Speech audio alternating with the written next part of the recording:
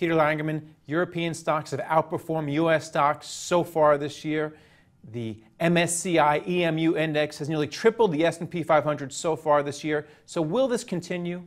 Well, first let me say we're stock pickers, bottoms up, but we've been very bullish on Europe. I'd say we were one of the earlier groups going back last year to think that Europe would outperform generally, that a lot of the headwinds were just being exaggerated too much.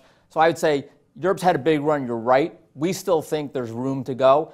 There's still a fair bit of skepticism about whether the European economic recovery will last. There's certainly any number of issues, whether it's Greece or Ukraine, that are hanging out there. So basically, we believe that there's still lots of opportunity in Europe. And speaking of Greece, how much of a shock would it be if it pulled out of the European Union? Look, I think conventional wisdom these days is that there will be a solution. So I think if there's not and there is a risk, I think albeit low probability, but a risk that there isn't a solution, I think there will be some shorter-term dislocation. Having said that, we're not nearly where we were a few years ago where there will be tremendous ripple effects, in our opinion. So there will be some short-term dislocations, which won't be good for the markets generally, but we think longer-term it will be contained. And in Europe, you're bullish on the telecom sector. These are notoriously labor-heavy, highly regulated. So why do you like them? Yeah, people look at them and they're sort of big and ugly and unwieldy, but we see a lot of consolidation going on, changes within the industry, and at Mutual Series, that's what we like to see, is whether they're changes company-specific or changes in the industry, in the sector. So we see lots of opportunities for consolidation. So names like a Vodafone, which is a big UK company that now has been in the news, and potentially a merger deal or some other transaction with Liberty Global, or a company like KPN in the Netherlands, which is going through its own restructuring, selling assets. Those are the kinds of things that we like, and the fact that these have lagged very much and they've been left behind, that's the opportunity for us. Well, there's a lot of deals back here in the U.S., and they've been driving stocks higher so far year to date. Do you think this will continue? We are big players in M&A.